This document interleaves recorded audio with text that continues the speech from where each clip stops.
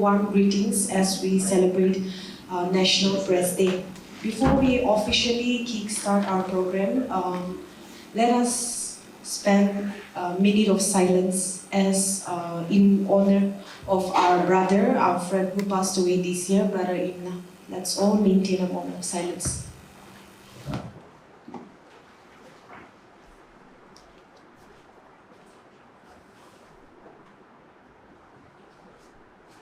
Today we gather not only to celebrate the freedom of the press, but also to recognize the irreplaceable role that journalists and media institutions continue to play in strengthening our democracy, information of citizens, and giving voice to the unheard. This year's theme, Safeguarding Press Credibility Amidst Rising Misinformation, reminds us that the press is more than a recorder of events. It is a guide, a watchdog, and at times a conscience to our society. As we reflect on this theme, we are reminded of the responsibilities that rest on every journalist, soldiers, and trust that the public places on the media each day.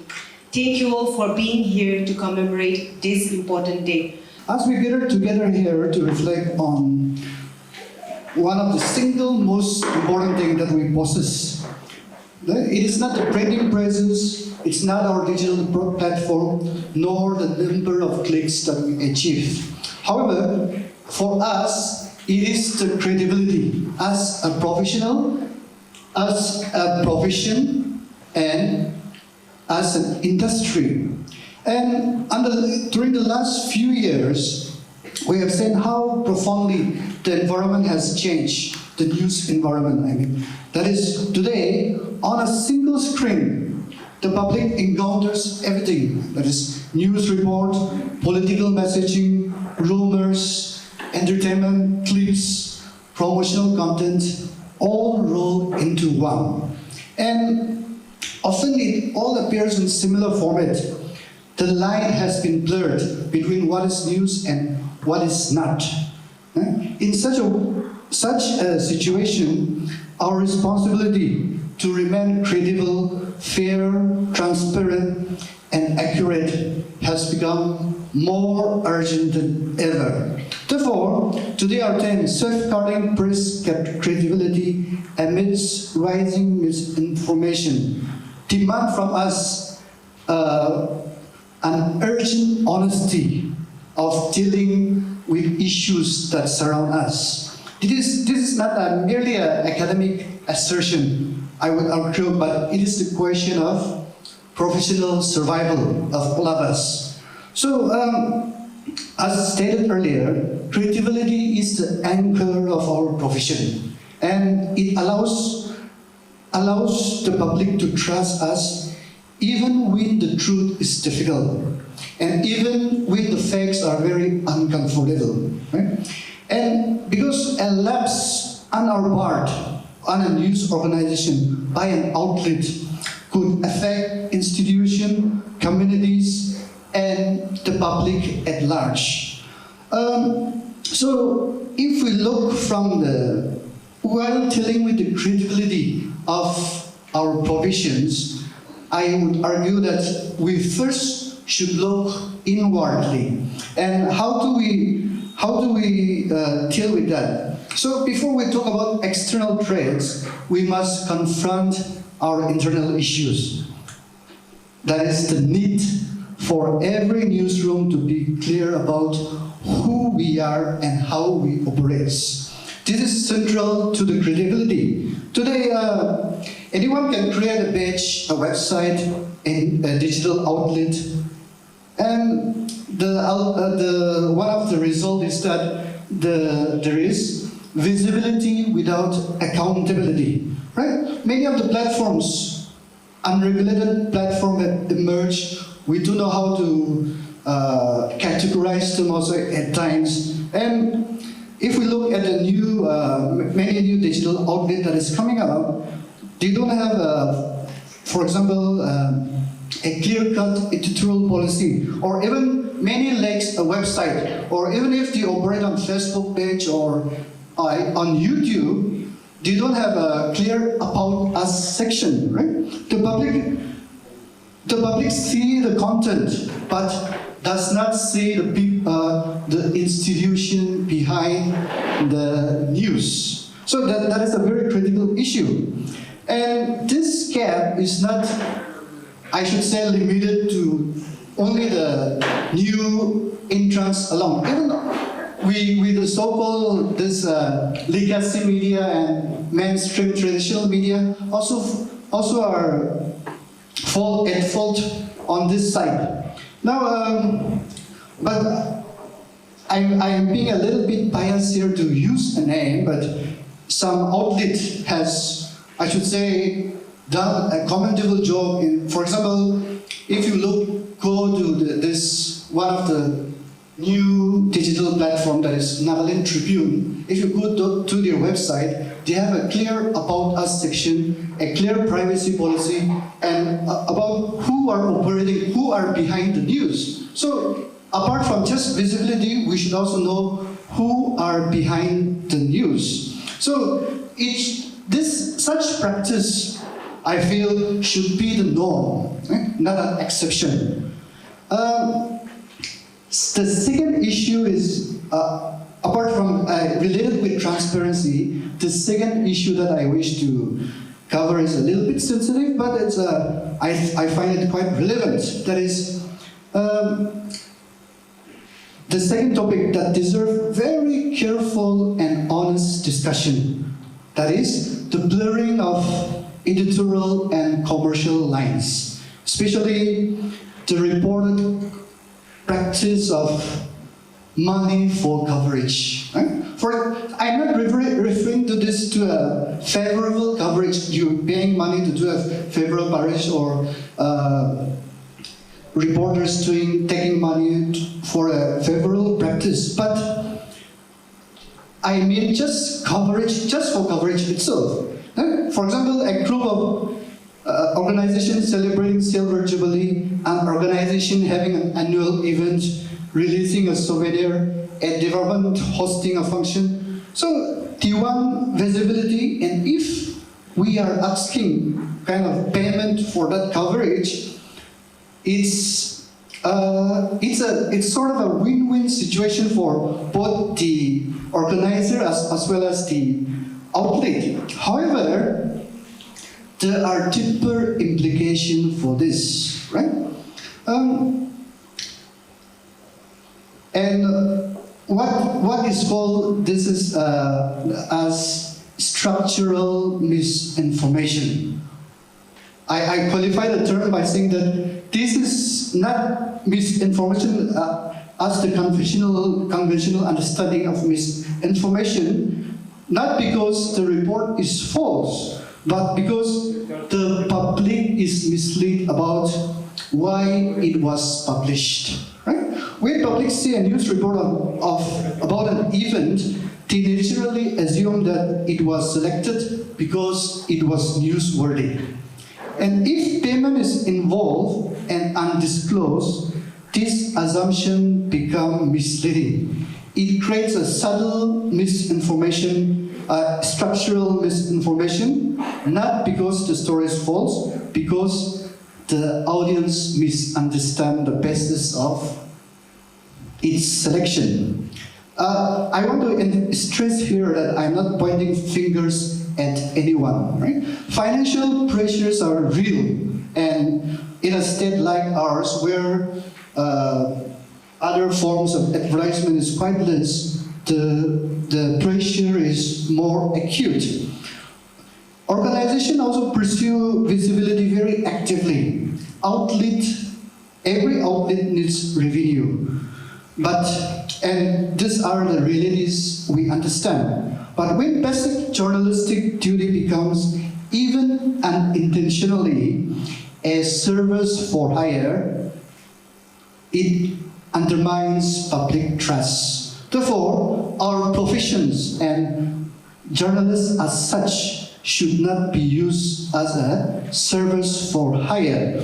Other issues included search of unregulated digital platform, pursuit of speed over accuracy, sensationalism and spectacle, right? And ethical inconsistencies.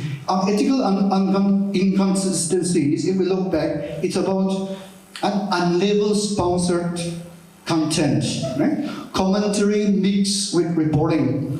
And sometimes we also does not acknowledge mistakes, which is essential part of our profession.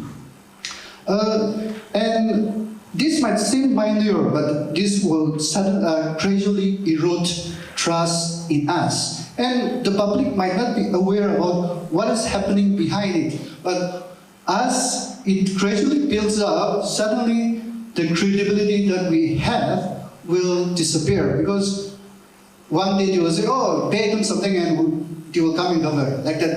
Our credibility becomes sort of commercialized, right? So that is the two internal issues that we need to confront with while dealing with this issue of misinformation. Another external thing is that the expanding misinformation and artificial intelligence. Now, on top of this, we face unprecedented challenge of misinformation accelerated by technologies, AI-generated images, altered videos, voice clone, synthetic media, right? And fabricated text that can be generated within minutes, right? In our context, where the issue of identity, land, law and order are very sensitive, if such spread with unchecked, it can cause real harm. So AI is not the enemy, but it magnifies our weaknesses. If verification is weak, AI will amplify the damage. If editorial boundaries are blurred, AI will exploit the confusion. If public cannot distinguish journalism from content, AI will feed that uncertainty. And it's not just the content, it also how honest we are using AI technology also. Because as we all know, AI has become a sort of indispensable tools for us also. So how do we use it? Does we have an AI policy in our own organization? How do we use AI ethically? That is one of the emerging issues that is coming up in this year. So what are some of the way forward we could do, or practical steps we can take to tackle the challenges that was listed here? One could be strengthening our internal transparency. For example, publish a clear, or I feel that every outlet that call itself a news outlet or otherwise should have a clear-cut Facebook page or social media page or a website where there is certain information about who the operators are, right? About us section, right? With ownership, editorial leadership, objectives, or a privacy policy, mission statement as such. We also need to acknowledge and correct mistake publicly and promptly. And second, third is that separate editorial and commercial function, ensure coverage decision remain independent of financial arrangement, right? And related to that, how do we adopt ethical guidelines for even coverage? What could the ethical solution is? I would argue, is simple and universal. Bad promotional content, sponsorship, partnership, or revenue-linked content must be clearly labeled as advertisement, sponsored features, or editorial. Maintain a separate log for sponsored content, especially on website. That applies both for mainstream media as well as the traditional media, right? If an organization wants visibility, encourage them or teach them or make them aware that they can send press releases or other forms of statement regarding their event. And most importantly, apply public interest test when deciding what to cover.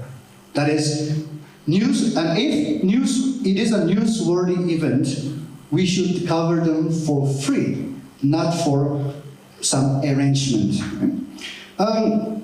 Thirdly, we should clarify editorial boundaries. We must distinguish between what is news and what is opinion, analysis and advocacy, editorial content and commercial content. And disclosure, in my way, I would say that disclosure protects both the profession and the public. So we remain credible, and the public also know from where or what kind of information they are getting. And it allows us to maintain our dignity as journalists and keep editorial decision independent from any external interference.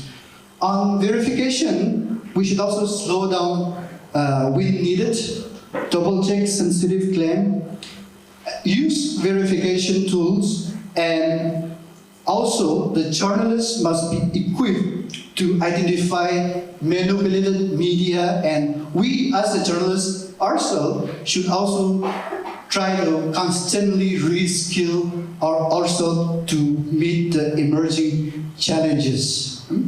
Lastly, as a press body, I think we should also collaborate, and this was discussed during the last Morung lecture also. Can we have a common charter for Nagaland for ethical practices in our profession? Can we have a voluntary transparency audit? Can we conduct collaborative media literacy programs? Because media literacy is also quite important. I mean, and we need to make people aware about what is news and what is not, right? And can we have a collective standard to help the entire profession free, profession rise? And I should also feel that even if we don't collaborate with others, the DPC should also come up with a sort of guidelines on how we operate, or ethical guidelines on reportage and sort of PCI norms of journalistic ethics, right? And last, engage with the public. A media literate public is our best ally against misinformation.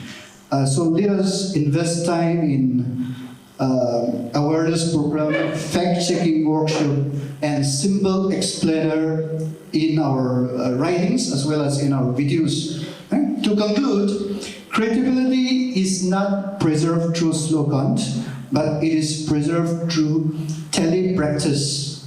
In the stories we verify, the line we refuse to cross, the disclosure we make, and the correction we issue. We are operating in a very challenging situation, but this also gives an opportunity to raise our standard collectively and remind public that journalism at its best stand for fairness, truth, and accountability. On this National Press Day, let us commit, I urge everyone to commit ourselves to strengthening our profession, not by pointing fingers at each other, but by looking honestly at our practices and by building ecosystem where credibility is non-negotiable. Thank you very much for your time.